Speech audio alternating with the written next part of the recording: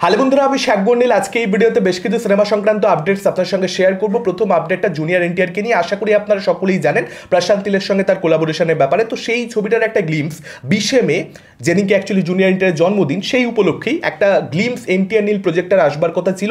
মেকাররা officially announcement করেছিল, কিন্তু এখন যেটা জানতে পারা যাচ্ছে, ইনফ্যাক্ট মেকাররাই অফিসিয়ালি অ্যানাউন্সমেন্ট করেছে যে তাদের তরফ থেকে কিন্তু টিজারটা বা গ্লিমসটা ওই দিন আসবে না। তার কারণ তারা ওয়ার্ড 2কে একটা সোলো উইন্ডো এখানে দিতে চাইছে। ওয়ার্ড 2 এরও গ্লিমস জুনিয়র এনটিআরের ক্যারেক্টারকে কেন্দ্র করে কাইন্ড অফ একটা ইন্ট্রোডাকশন জুনিয়র এনটিআরের ক্যারেক্টারটা বা ক্যারেক্টার টিজার আপনারা বলতে পারেন, সেটাও যেহেতু 20শে মে আসছে, যে কারণে এখানে কিন্তু মাইত্রী কোথাও একটা তাদের ছবির গ্লিমসটাকে সরিয়ে দিচ্ছে। পরবর্তীতে কোনো একটা উপযুক্ত সময় দেখে তারা আনবে, এরকমটাই তারা অ্যানাউন্সমেন্টে বলেছে। তো এখানে কিন্তু শুধুমাত্র ওয়ার্ড 2 এর গ্লিমসই জুনিয়র এনটিআরের ফ্যানরা পেতে চলেছে এই পার্টিকুলার 20শে মেতে। এটা আমার মনে হয় ভালো সিদ্ধান্ত। একই দিনে দুটো দরকার নেই, এবং এনটিআর নীলের ছবিটা তো এই বছর আসবে না কোনোভাবেই, পরের বছর আসবে। তো এটাকে আরেকটু হোল্ড করা যেতে পারে। এর পরবর্তী আপডেটটা সালমান খানকে কেন্দ্র করে পরিচালক অপূর্ব লাখিয়ার সঙ্গে তিনি একটা ছবি করতে চলেছেন। সিকান্দারের পরবর্তী ছবি এই পরিচালকের সঙ্গেই তার হবে, সেরকমটাই আপাতত আপডেট আসছে। ছবি টাইটেল সম্পর্কে এখন অব্দি কিছু জানা যাচ্ছে না, তবে এটা একটা আর্মি মুভি হবে এরকমটাই আপডেট, এবং যেটার জন্য একটা লিন ফিজিক সালমান খানের দরকার, এবং সেটার জন্য একটা ট্রেনিং পিরিয়ড কিন্তু অলরেডি সালমান খানের স্টার্ট হয়ে গেছে। সে কিন্তু ফুললি প্রিপারেশন নিচ্ছে এই ছবিটাতে কাজ করবার জন্য। 20 দিন লাদাখে শ্যুট হবে এবং 50 দিন তার পরবর্তীতে মুম্বাইতে শ্যুট হবে, এবং ছবিটা র্যাপ আপ হয়ে যাবে 2026-এর গোড়ার দিকে। 2026-এর সামারে, অ্যাকচুয়ালি গোড়ার দিকে বলা ভুল, সামারে অ্যাকচুয়ালি এই ছবিটা মুক্তি পেতে চলেছে, সেরকমটাই আপডেট। তো মোটামুটি আপনারা ধরে রাখতে পারেন সামার বলা হচ্ছে মানে ঈদ টার্গেট করবে এখানে সালমান খান এই ছবিটাকে নিয়ে। আর ছবিটার শুটিং কিন্তু এই বছরের জুলাই মাস থেকে স্টার্ট হয়ে যাচ্ছে, এটাও আপডেট আসছে। এবং এই ছবিটার পরবর্তীতে সম্ভবত পরিচালক কবির খানের সঙ্গে অথবা আলী আব্বাস জাফরের সঙ্গে, এই দুজন পরিচালকের মধ্যে যে কোনো একজনের সঙ্গে কোলাবোরেট করবে সালমান খান, এরকমটাই কিন্তু আপডেট পাওয়া যাচ্ছে। অ্যাকচুয়ালি আলী আব্বাস জাফরের যে ছবিটা, সেটা কিন্তু ব্যাংক রোল করবে ওয়াইআরএফ, এটাও আপডেট। তো ইয়াশ রাজের সঙ্গে সালমান খানের আরও একবার আমরা কোলাবোরেশন দেখতে পেতে পারি।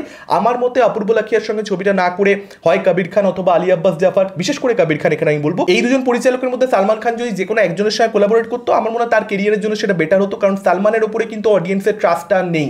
সালমান পরপর এমন সমস্ত অ্যাভারেজ বা খাজা ছবি দর্শকদেরকে উপহার দিয়েছে যেখানে ট্রাস্টটা কোথাটা চলে গেছে জেনারেল অডিয়েন্সের মধ্যে, এবং সেটা যাওয়াটা খুব স্বাভাবিক একটা ব্যাপার। এটা সালমানের কারণেই হয়েছে। তো সালমানকে সেটা বুঝতে হতো, এবং একটা বড় পরিচালকের সঙ্গে যার উপরে অডিয়েন্সের ট্রাস্ট রয়েছে সেরকম একজন পরিচালকের সঙ্গে কোলাবোরেট করা দরকার ছিল। যে কারণে অ্যাটলির সঙ্গে সালমানের কোলাবোরেশনটার আপডেটটা যখন ঘোরাফেরা করছিল, অ্যাকচুয়ালি আমি এক্সাইটেড ছিলাম, কারণ অ্যাটলির উপরে অডিয়েন্স সেই ট্রাস্টটা দেখাবে, অ্যাটলি সেই প্রেজেন্টেশনটাও সালমানকে দিতে পারবে। বা সেটা কি এই ছবির মধ্যে হবে? সত্যি কি ছবিটা ভালো হবে? দেখা যাক, সময় বলবে। হতেই পারে, দেখুন অপশন হিসেবে খোলা রাখতে হবে যে হ্যাঁ, খারাপও হতে পারে, মেবি ভালোও হতে পারে, সেটা সময় বলবে আমাদেরকে। তবে বেটার হতো যে অন্য পরিচালকের সঙ্গে কোলাবোরেট করলে, এখন কেরিয়ারটা যেরকম জায়গায়। তো সালমানকে নিয়ে আরও একটা যেটা আপডেট রয়েছে, সেটা হচ্ছে টাইগার 3 এর পরবর্তীতে সালমান খান কিন্তু ওই রিলিজের পরবর্তীতে একটা পার্সেন্টেজ নিয়ে নেবো কীরকম ব্যবসা হচ্ছে তার উপরে পার্সেন্টেজ, সেই জায়গায় যেতে চাইছে না। সে কিন্তু প্রপার একটা ফিস চাইছে, যে বক্স অফিস কালেকশন যেরকমই হোক না হোক, আমার একটা প্রপার ফিস চাই। টাইগার 3 এর ক্ষেত্রে আপনারা জানেন যেরকম কালেকশন হবে অনুমান করা হয়েছিল বাজেট অনুযায়ী, সেই কালেকশন তো হয়নি আফটার অল। সেরকম মডেলে অ্যাকচুয়ালি অপূর্ব লাখিয়ার এই ছবিটা হচ্ছে, যে কারণে মেবি সালমান কোলাবোরেট করছে, এরকমটা বিভিন্ন মিডিয়া রিপোর্টসে সাজেস্ট করা হচ্ছে। তো দেখা যাক ছবিটা কীরকম হয়। এর পরবর্তী আপডেটটা রজনীকান্তকে কেন্দ্র করে, সারি পোড়া সারিবারাম নানির ছবি, আপনারা সকলেই জানেন সেই ছবি যিনি পরিচালক ছিলেন বিবেক আত্রেয়া। ইনফ্যাক্ট তার যেটা প্রথম ছবি ছিল আন্তে সুন্দরানিকি, সেই পার্টিকুলার ছবিটাও কিন্তু ভীষণ ভালো ছিল।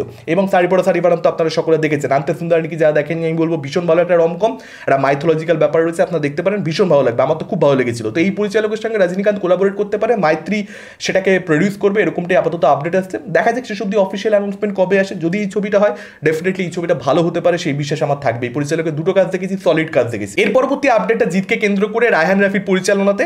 আশা করি আপনারা জানেন লায়ন নামের একটা ছবি জিতের করবার কথা ছিল, প্রচুর খবর করা হয়েছিল সেই ছবিটাকে নিয়ে, কিন্তু সেই ছবিটা কিন্তু এই মুহূর্তে আর হচ্ছে না। এটা কিন্তু একটা নামী পত্রিকার তরফ থেকে বলা হয়েছে। ভবিষ্যতে কোনো না কোনো দিন এই প্রজেক্টটা আবার শুরু করা হবে কিনা সেটা সময় আমাদেরকে বলবে, তবে এই মুহূর্তে হচ্ছে না, এটা পরিষ্কার বলা হয়েছে। আপনাদের মতামত কি এই আপডেটগুলোকে কেন্দ্র করে? কোন আপডেট নিয়ে আপনারা সবচেয়ে বেশি এক্সাইটেড? ডেফিনেটলি আপনারা সেটা আমাদেরকে কমেন্ট করে জানাতে পারেন। এই ভিডিওটা ভালো লাগলে লাইক করতে পারেন, শেয়ার করতে পারেন। আমাদের চ্যানেল নতুন হলে চ্যানেলটাকে অবশ্যই সাবস্ক্রাইব করতে পারেন। আজকের মতন টাটা, চোখ রাখুন পরবর্তী ভিডিও।